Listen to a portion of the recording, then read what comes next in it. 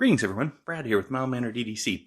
Today we're going to do a classic mild mannered review of this interesting little knife. Yeah, this is the Hogue X1-MF Microflip. That's right. And you know, it's a pretty small little knife, so I can see why they'd say that. It's not tiny, but it's definitely not huge.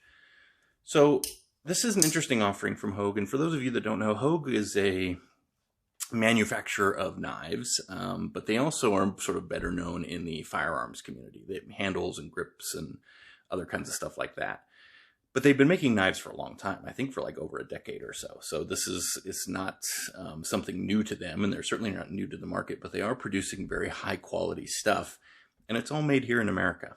So for those of you that's a big selling point for, yeah, that's a good thing. And I actually think that they provide a pretty substantial value on their knives. And people throw terms around like budget and value sort of interchangeably, and they're not, right? I mean, budget knives are budget knives, meaning they're just inexpensive. And sometimes they're good, sometimes they're not. But when they are good, and you can start to get into the value category. And value can be, you can have a very expensive knife that's still a value, right? Still a value knife in the sense that what you're getting for your money is pretty exceptional. So, and I think Hogue generally sits in that value territory. I think a lot of their products are just really well done, and particularly being made here in the United States, where that usually adds a bit more to the price. I think you're getting good materials with good design and from a company that knows what they're doing. So anyways, without much further ado, let's go ahead and talk about and get into our review here of this little Hogue, the X1 here. So let's start with a little blade or a little spec check here. So on this Hogue X1, we've got a blade length of 2.62 inches. We've got a blade thickness of 0.12 inches. We've got a handle length when it's all closed up of 4 inches, right on the money. A handle thickness, so it's a little thick for its size, of 0.55 inches, which gives us an overall, when it's all opened up, tip to tail, of 6.62 inches with a weight of 2.93 ounces. So there you go. I mean, kind of a, you know, a little bit on the smaller side of what most people carry, sort of everyday carry kind of knife. But there's a lot packed into this little sucker. So let's go ahead and let's get a couple size comparisons since we're mentioning size here. There's your Microflip, and here's a Benchmade bug out. There you go. Here is a Spyderco Mannix 2. There you go. So you can see they're definitely, you know, it's not a big knife by any stretch. Although, you know, comparatively, as I mentioned, to the bug out here, you've got, you know, it's a little bit thicker, you know, that's for sure. So something to keep in mind there. So there you go. I think that's sufficient for size comparisons. So let's get underway with our classic mild manner review. When we do a classic mild manner review, we always talk blade, then we talk action, we talk scales and hardware, and then ergos and carry. So let's get into this blade. This is, as I mentioned, a 2.62 inch little blade here, but it's a really interesting kind of blade. It's a really interesting shape. It's definitely sort of this drop point, almost sort of Wharncliffe-y, right? It's almost a Wharncliffe, but not quite. I mean, this isn't perfect. This isn't sort of perfectly flat. There is a slight curvature up here. You've got this nice swedge up here. This is with being made with CPM 154 steel, which is the powdered metallurgy version of 154 CM. So very, very good steel there. Definitely nothing to complain about there in the steel department. You've got this sort of stone-washed grind all throughout. Everything very, very well chamfered. You've got these nice sort of swedges and angular design here. Really, really nicely done grind. I mean, I think that's the other thing I would say about this. This knife came sharp, remained sharp. It's a really good grind. I don't know that it's the thinnest behind the edge, but it's pretty darn thin, and part of that is because it's a hollow grind. So we've got a hollow grind on this blade, which is really a positive for me. I like hollow grinds quite a bit. So there you go. That's what we've got here with the blade. Very good little blade. Definitely, even though you've got some markings here, right? Oh, and I'm sorry, I should mention this. So Alan Elishewitz, that's the standard kind of the in-house designer that Hogue has used for years and years and years. So many of Hogue's knives are, if not all of them, are Alan Elisewicz. And so anyways, very cool designer and did really well with this little guy. So there you go. Then you see Hogue, USA, X1 Microflip, etc., etc. So there we go. So let's talk about action. Action is probably the most interesting thing about this knife in a lot of ways. Okay, I'm listening. You have my attention now. So you have a flipper, right? And it's a pretty prodigious flipper here, not a tiny flipper by any stretch. And it almost feels assisted or like an auto. And Hogue does make autos so that you can be, you can get an auto version of this knife. But yeah, but the manual is intriguing. And you see the button, which makes you think it might be an auto, but it's not. And the feeling, in fact, of the action makes you feel it might be an auto as well, but it's not. In fact, if you take this apart, you'll see that it's not even riding on any bearings or washers or anything like that.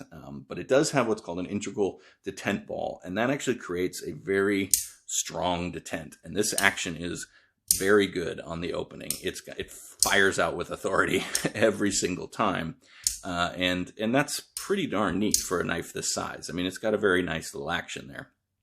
A couple things about the action and the ergos of the action we'll talk about in the next section here. But yeah, so you've got this really nice, snappy little action that comes out there, which I certainly enjoy. Now, the closing action is a bit different. And as I mentioned, this is a button lock, and I am a big fan of button locks, right? So you've got this little plunger kind of effect going on here.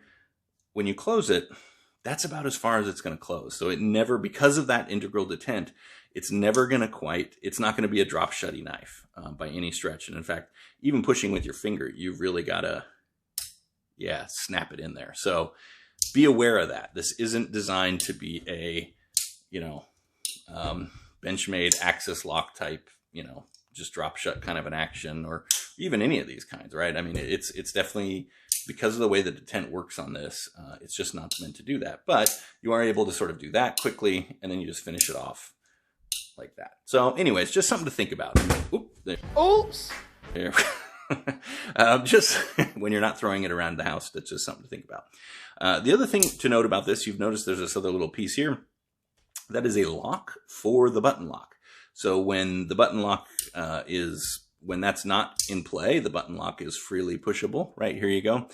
When you slide this over, you can no longer depress the button lock to make the blade come down. So what you've got here essentially is an ability to turn this into a little fixed blade.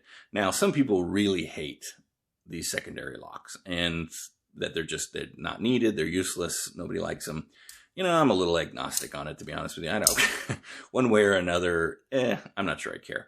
But I will say they've done this one very nicely, and it's a nice little added safety feature. So, it's something for those of you that might want that.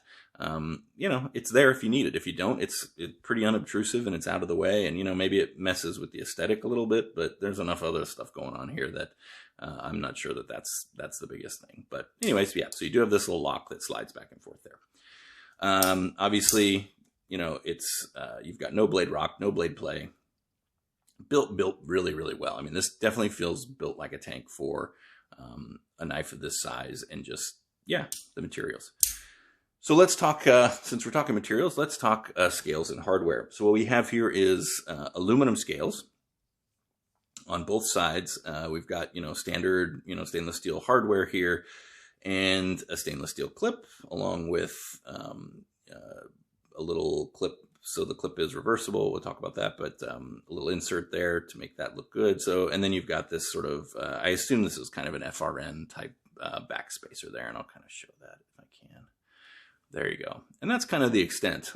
And it is sort of see-through, which is kind of cool. But that's sort of the extent of what we're talking about here with the materials. So that's what we've got here with scales and hardware.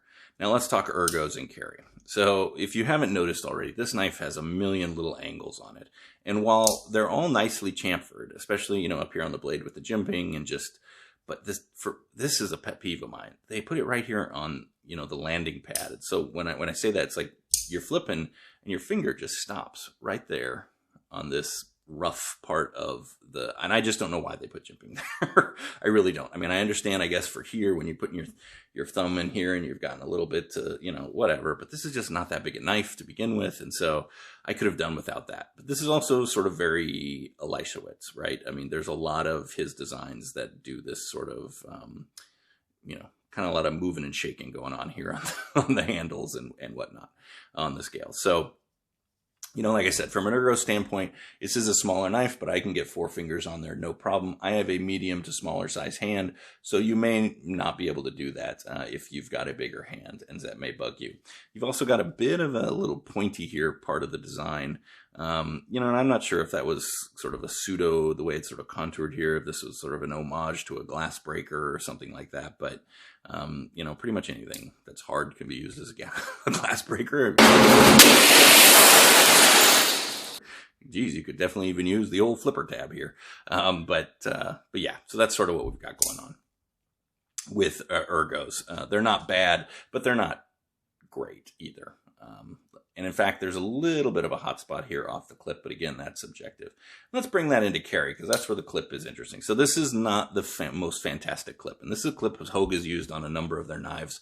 And in fact, it's on the Deca, and I complained about this on the Deca as well. I'm just not a huge fan of this clip. It's not that it's a bad clip. It's certainly not deep carry, right? We can slide it in here.